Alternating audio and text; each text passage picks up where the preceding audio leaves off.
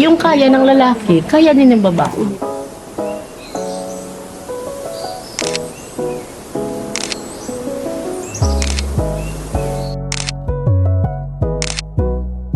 Nasugod kami sang breed sang last year, 2024.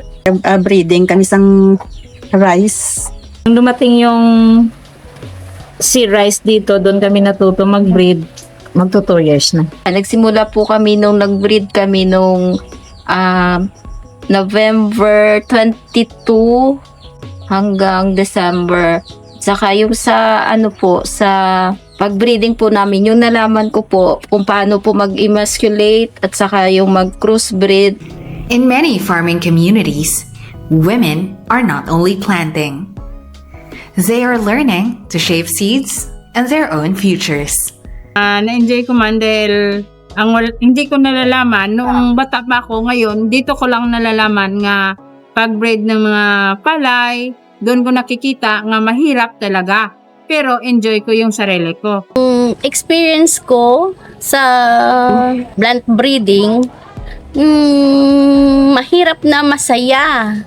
Yung paggawa mo, yung ikakat mo yung butil na minsan hindi pa masyadong tama kasi nga ang hirap na masaya, lalo na sa amin matanda na hindi masyadong makakakita kung walang duplikara. Minsan yung kasama mo pag mali yung kabila tatanong sa'yo na tama ba yung ginagawa ko, o minsan sasabihin, uy tama na yan, mali yan. Yung parang experience talaga na ang hirap na masaya pag gumawa noon. Sana yung mga anak natin matututo. Mahirap talaga mag-breeding, pero pag nakabuo naman, yung masaya. Mayroon akong na-breed na isa lang, mayroon din ako 4, mayroon din ako sa isang klase na naka 30. Yung siya, siguro sa timing at saka yung sunlight.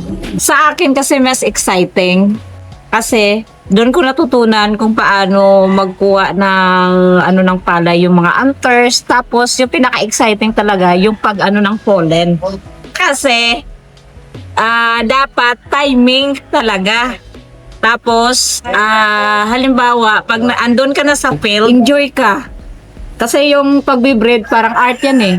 Dapat marunong kang mag-timing, tapos pag natuto ka na, exciting, lalo na nakabuo ka na ng F1. Plant breeding is science, but in their hands, it is also art. Breeding demands patience, precision, care. Hindi siya lodging, resistant siya sa weather, any weather condition, okay lang. Oo, yung eating quality niya, saka short time lang siya na ma-harvest. Yun ang importante.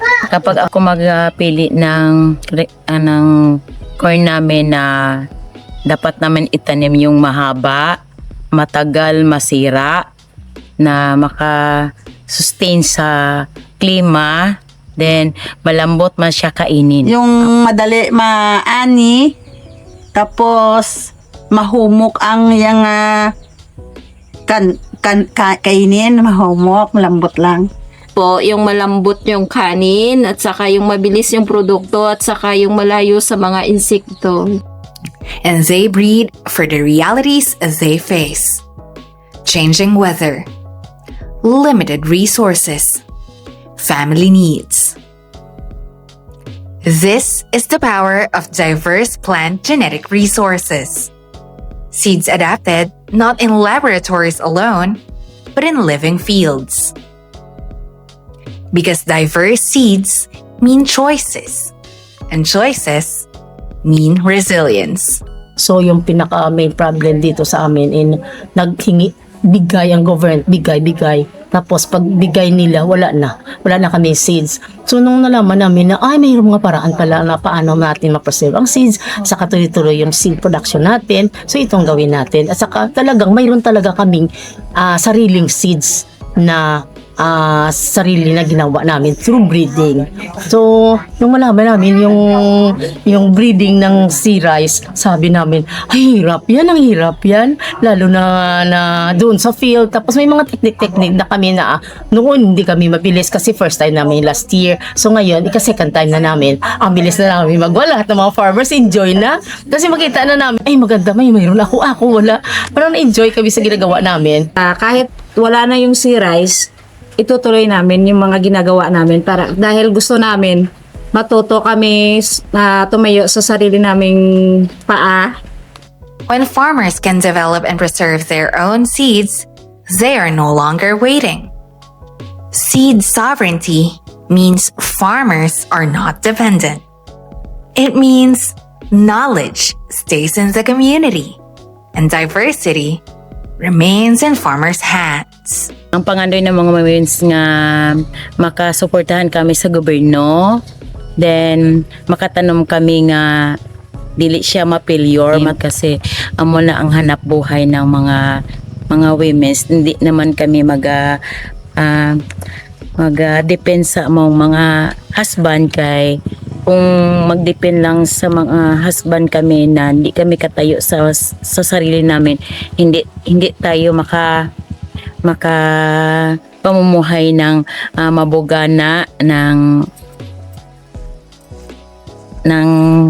abundant.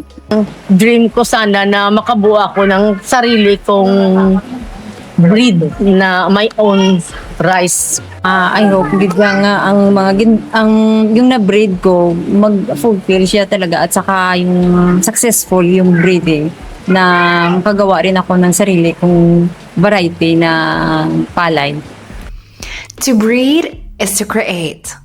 To create is to lead. For these women, access to seeds is access to dignity, independence, leadership, and possibility. Pag-breeding, gusto kong matuto at marami pang matutunan. At gusto ko rin maraming kabataan na matuto mag-breed kasi mas exciting yung breeding. Yun. Yung mga kabataan ngayon hindi na kasi mahilig sa mga agriculture. So dapat ihikayatin. Mas gusto ko rin na matuto yung mga anak ko or yung mas bata sa akin, matuto sila mag-breed.